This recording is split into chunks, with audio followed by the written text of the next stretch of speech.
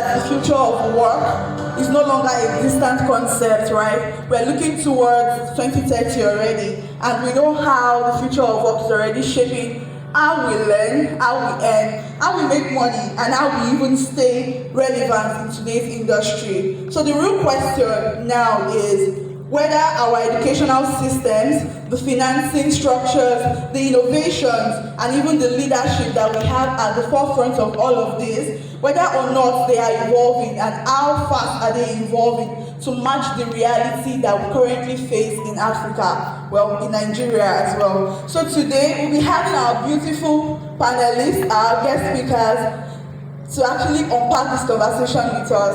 So to my far left, we have the stunning Olapeju Ibekwe. She is the CEO and co-founder of Sterling One Foundation. Please, a round of applause for her. Thank you. So just sitting beside her to our right is this beautiful and amazing Adetomi Soyinka. She is an higher educationist. She is also a program manager, and she has previously worked with the British Council. Please, a round of applause for our beautiful Adetomi Soyinka. You're looking really elegant, ma'am. So moving on to our right is the stunning and extremely beautiful Debbie. Debbie is also an educationist, and she currently is the regional manager at Bristol University. Please, a round of applause for Debbie. Amazing. And to my left, my immediate left, is the beautiful Ashley Emmanuel. Please, a round of applause for Ashley. Ashley already took on one of our names. I did a bit of research, and she says she's Oluwakemi. Nice to meet you, Oluwakemi. Please, a round of applause for Ashley.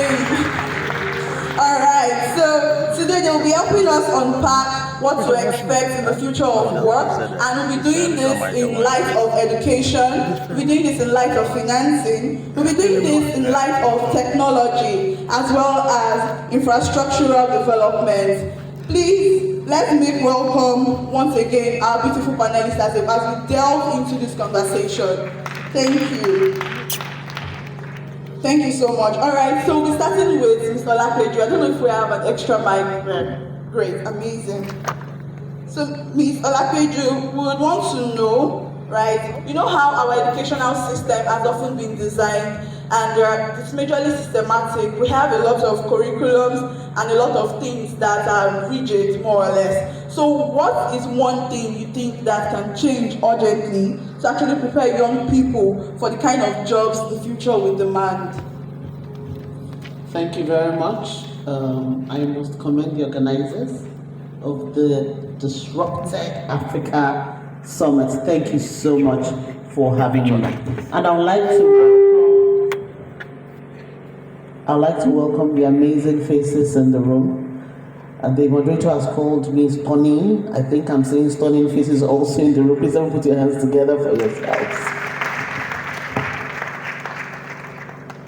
Education system in Nigeria. So all my education has been in Nigeria, and I don't think I turned out badly. And I do not think there's been any significant change to the curriculum I used. So if I would judge what trained me, I would say it wasn't bad. Right. However, the world has moved significantly from when I was trained over 2 decades ago. One thing I think we need now is to provide an opportunity for lifelong learning. When we were in school, what we thought was after 6334 system, you are delivered from reading books. For those of us in school, we know it was a core when I was in school. And I'm an akokite, amen?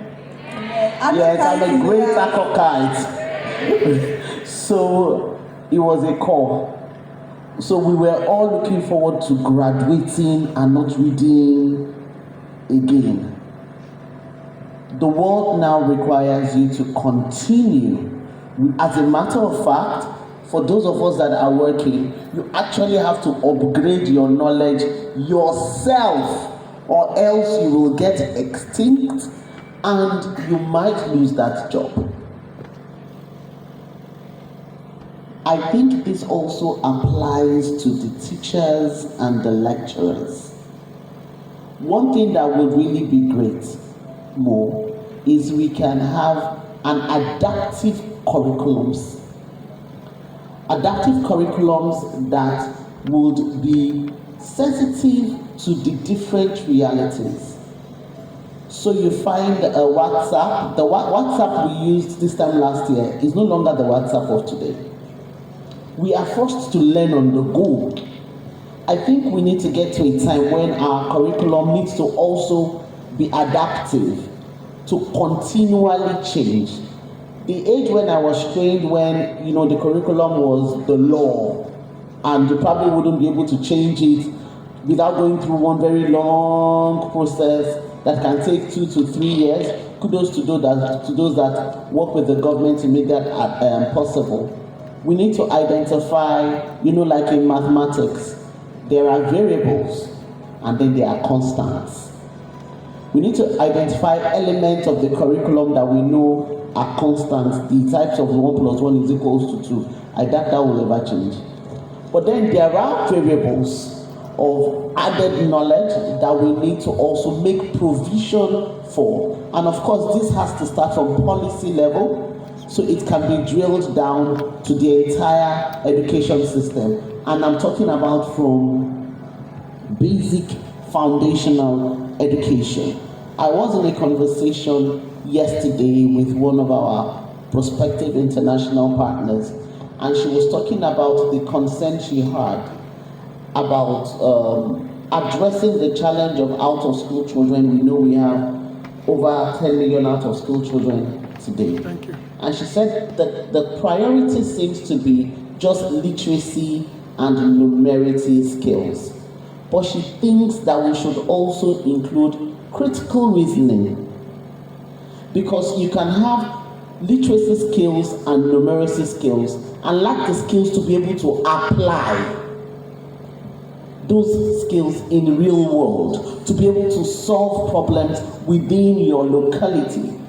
And she said that, especially in Africa, where our challenges can be unique and different. So for me, for curriculum, I think we should have a system or a shortened process to ensure that we can be nimble in the way we educate the workforce of tomorrow. Thank you. Thank you so much.